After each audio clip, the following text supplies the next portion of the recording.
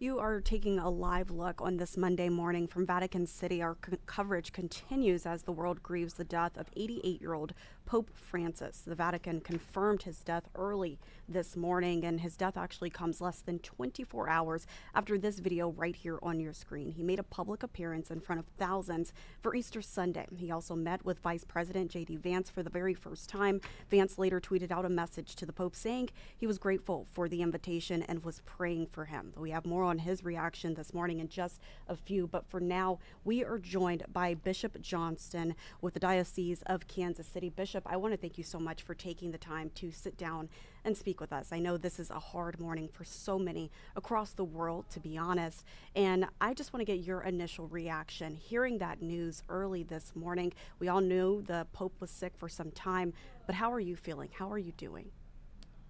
Well, it certainly is a time of sadness and grief at losing our shepherd, the shepherd that the Lord has given us for the last dozen years.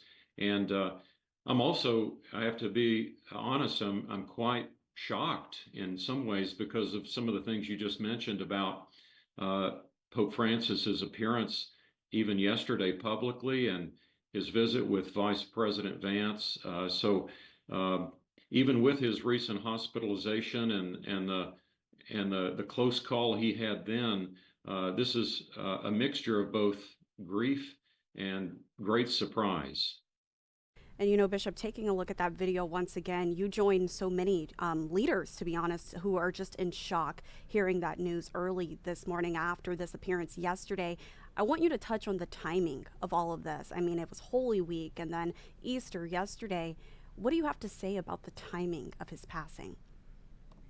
Well, in some ways, while it's shocking, there's a certain beauty about it if you reflect upon the fact that he died as soon as the celebration of Easter Sunday was completed. He died just a few hours after the end of Easter Sunday, which is certainly the central feast day of the year, celebrating the Lord's victory over death and his victory over evil and sin and his resurrection from the grave.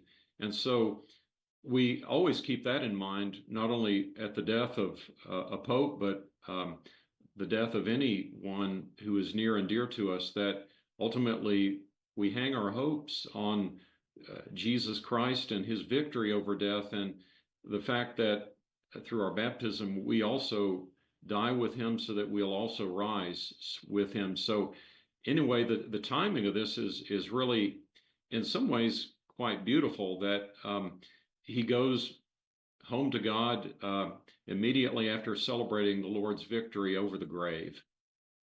I love that. And you know, you have had the opportunity, the privilege to be in the same room, to be around Pope Francis. How would you describe the feeling of being in his presence over the years?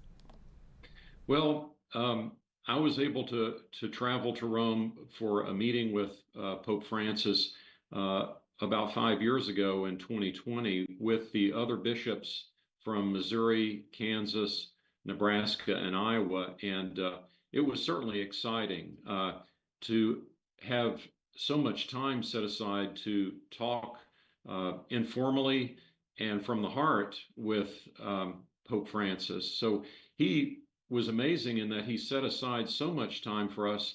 And as we entered into this hall in which we spoke with him, he made us feel at home. I always was struck by the fact that he said, well, you know, the water cooler's back there if you get thirsty. The bathrooms are over here. Sit down and let's just take some time to talk about what's on your mind and what's on your heart as brothers. And so he gave us a remarkable amount of time just for us to raise anything and to talk about anything that was on our minds as bishops. And we're hearing all of these different stories, not only from you, but from so many other leaders in our country right now. Before I let you go, Bishop, of course, I have to ask, do you know of any mass services that planning is currently underway to honor and to remember Pope Francis here locally? Well, it's interesting that this happens during Easter week, which Catholics celebrate as what we call an octave. So it's 8 days of celebrating Easter. which will conclude on Sunday. And so our liturgical practice is to always keep the focus upon the Lord's resurrection. And so we won't be celebrating any memorial masses for Pope Francis until next week.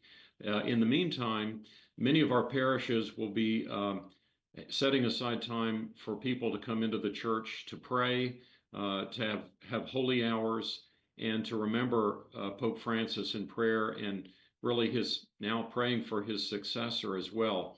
But masses for Pope Francis won't begin until this time next week. This time next week, and we'll be sure to keep our viewers posted on that. Bishop Johnston, thank you so much for joining me here at the live desk on such a hard morning, but also a morning to really honor and remember the life of Pope Francis and all that he was able to do. Thank you so much again. You're welcome. And our coverage here at KCTV5 will continue. I do want to show you all again, we've already mentioned it, but J.D. Vance was able to meet Pope Francis for the very first time yesterday on Easter Sunday. I want to pull that up right here on your screen. You can see this post that he posted early this morning following the news of the passing of Pope Francis.